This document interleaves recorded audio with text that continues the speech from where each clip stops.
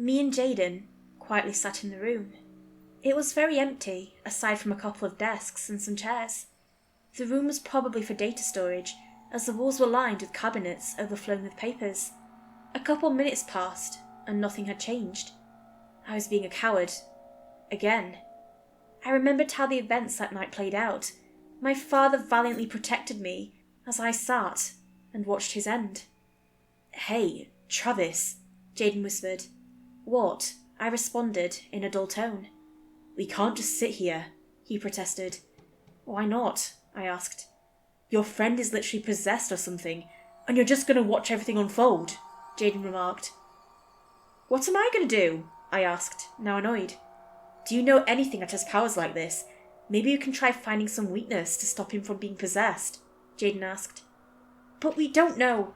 I was interrupted by a roar, echoing off the hallways.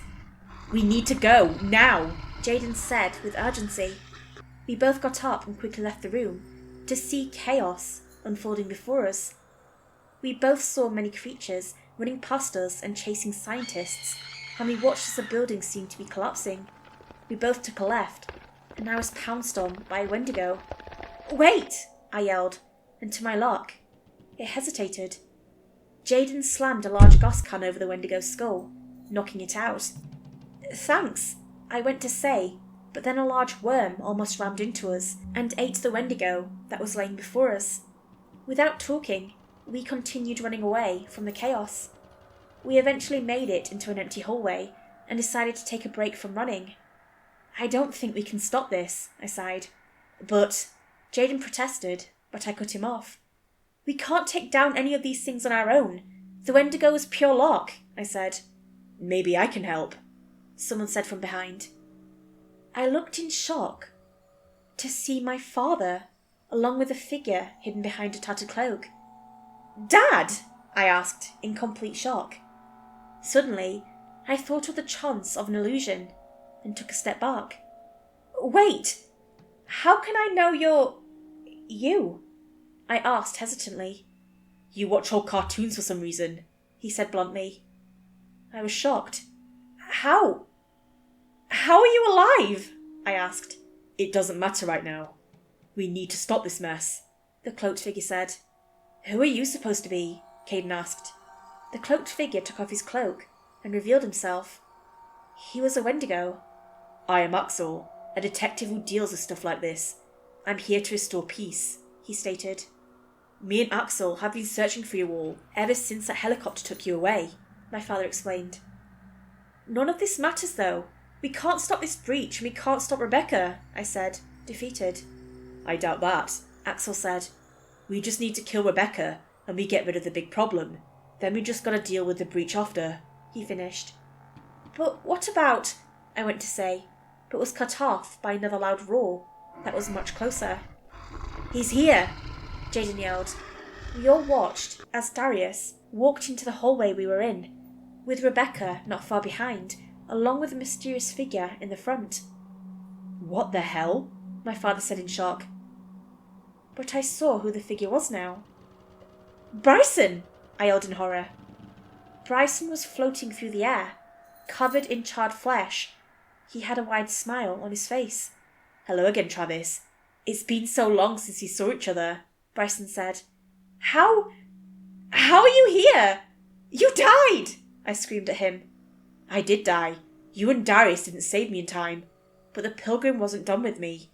He knew I had potential. He knew that my death would not be in vain, so he brought me back and gave me knowledge of everything. I knew what I needed to do to save this world.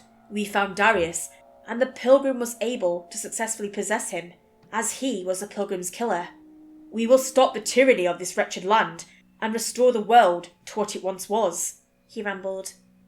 "The pilgrim is lying to you. He's just using you for his own ends. Bryson, please, don't side with the real enemy here," I protested. "I think it's time we end this," Darius sneered, a wide, rabid smile forming on his face. "Indeed," Rebecca said. They charged, and we immediately prepared for what was next. Axel pulled out a pistol and started firing at Darius, but to no avail. The bullets seemed to bounce off of him. My dad grabbed a duffel bag and handed us each an assault rifle. As the battle took place, I charged forward and shot a couple bullets at Rebecca. She was able to dodge most of them by luck, but one of the bullets grazed across her cheek. She responded by taking out a pistol and firing at me. I ducked behind a table and quickly returned fire and managed to get some shots off. She collapsed to the ground, writhing in pain. Bryson saw this and quickly turned to me and shot dark tentacles in my direction. While he was distracted attacking me, my father and Axel fired at Bryson's back and managed to land in some good blows. "You cannot defeat us!" Bryson yelled in hysteria and shot many tentacles in all directions, grabbing me, Axel, and my father. Jaden, who was busy trying to talk to Darius but to no avail, was slammed into a wall and was struggling to remain conscious. He aimed his assault rifle at Bryson and shot him right in his neck.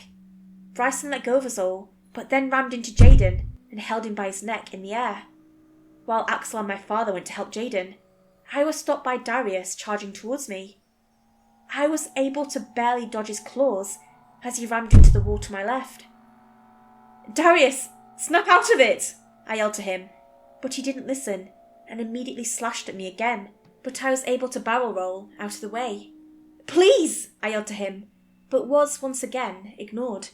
I was cornered and he slammed his claws into me, leaving many cuts on my chest. He picked me up and showed me his large array of teeth. "Darius!" I said, struggling to escape his grasp. He drew me closer to his gaping maw, and I tried one more time. "Darius! Snap out of it!" I yelled directly to his face, as I hugged him as hard as I could.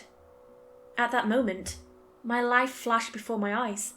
I shut my eyes and thought of a while back, when Darius was normal. It felt so long ago. So long ago.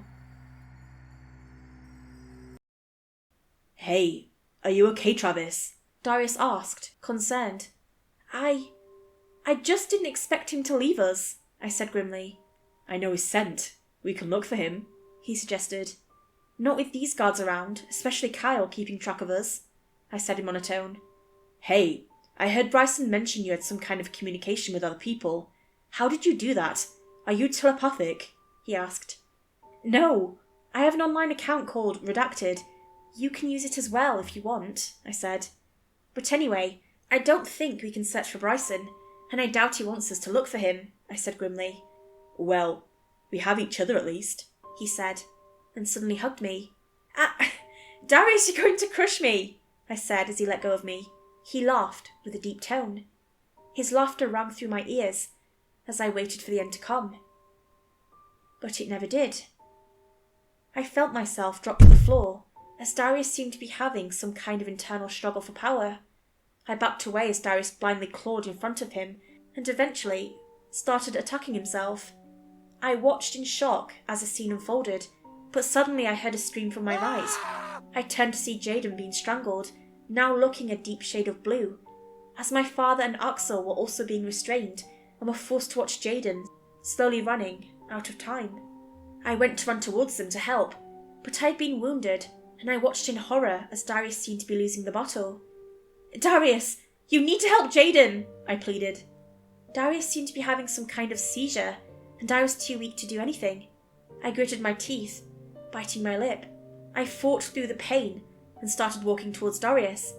The pilgrim seemed to sense me and tried to lash out, but Darius was doing his best to restrain himself. I walked over with intense effort and hugged him again. "Please, you need to wake up," I whispered to him, and fell to the ground, turning pale as I started to bleed out from the wound. Darius seemed to break out of whatever the pilgrim had done to him and rushed to help Jaden. "What are you doing?" Bryson was caught off guard by Darius and was slammed into the wall, fatally injured. Everyone was set free from the tentacles, and Darius then rushed back to me to make sure I was okay. "Travis!" he yelled, and quickly applied pressure to the wound. "I did this, didn't I? I'm so sorry. I didn't mean to." Darius went to say, but I cut him off. "It's fine. I'll make it," I smiled. But the moment of peace was quickly fading as Bryson got up and ran towards us all, tentacles ready to attack. Darius picked me up and quickly dodged out of the way of the tentacles. My father was shielded by Axel, and Jaden managed to shoot the tentacles rushing towards him. Axel took out his gun, and also started firing, but then he heard a familiar click. He was out of ammo. Everyone was almost out of ammo, and we were slowly being overwhelmed by Bryson's tentacles. The tentacles slowly got closer and closer, and it finally looked like the end. A large bang rang out the wall Bryson was near, collapsed, and many cryptids ran through and quickly overwhelmed the hallway. Bryson was lost in the rubble, and it was time to leave. I looked back. What if there was a way to save Bryson? What if... My thoughts were cut short from Bryson exploding out of the rubble in a cacophony of tentacles. He charged towards us, and despite Darius carrying almost all of us, and still being very fast, it wasn't enough. We didn't have enough firepower. We made our way through hallway after hallway, Bryson slowly closing in as we eventually saw a familiar exit sign. We slammed through the door and continued making distance from the building. We saw helicopters from above, racing towards the facility. We quickly managed to reach the forest, and we stopped to take a break. Darius sat down under a tree and immediately fell asleep from exhaustion, and Axel was badly hurt. My father tended to my wounds, and Jaden was being a lookout. "Dad," I started. "What's up, Travis?" he asked. "I'm sorry. If I'd just listened, none of this would have happened," I said grimly. "You have nothing to be sorry about, Travis. This is all my fault. I should never have done the mission in the first place. I was taking care of you, and I put the mission before your needs," he said. "How did you survive the spiders?" I asked. "It's a long story. I'll tell you about it sometime." He winked. We were able to reach a nearby town and get some medical help. As we were being taken care of, a helicopter landed nearby, and a couple agents walked towards us. "What are you doing here?" my father asked. "We have come for some news and some questions about..." The agent was cut off. "We don't care about your..." I went to say, but the other agent cut me off. "First off, your father is fired. Second, the agreement paper you have has not been submitted and therefore will become..." I cut off the second agent. "Here," I said, handing him a piece of paper in my pocket. They looked surprised, but took the paper.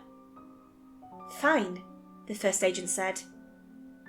"We would also like our property back," the second agent said, motioning to Darius. I took out my gun, and so did Jaden and my father. "No," I said coldly. They took out their weapons, but we already had the upper hand. We shot them down and quickly saw that more helicopters were approaching. It's been about 2 weeks since then. We are on the run, and I managed to find a library with computers where I can post again. I think it's safe to say they aren't going to find us anytime soon, since they have a facility to rebuild after they decided to bomb the whole thing. It's been a crazy ride, and I just want to say thanks to those who helped. Darius sends his regards, and he doesn't want to post anymore since the time gap messed things up, and he's too lazy to recap everything, as well as the fact that anyone would be creeped out and call the police if he even went out in public. Jaden returned to the facility, and Axel has more detective work to do. It's just me, my dad and Darius now. We are currently hiding out in a rundown farm. I'm pretty sure it's safe to say this is the end.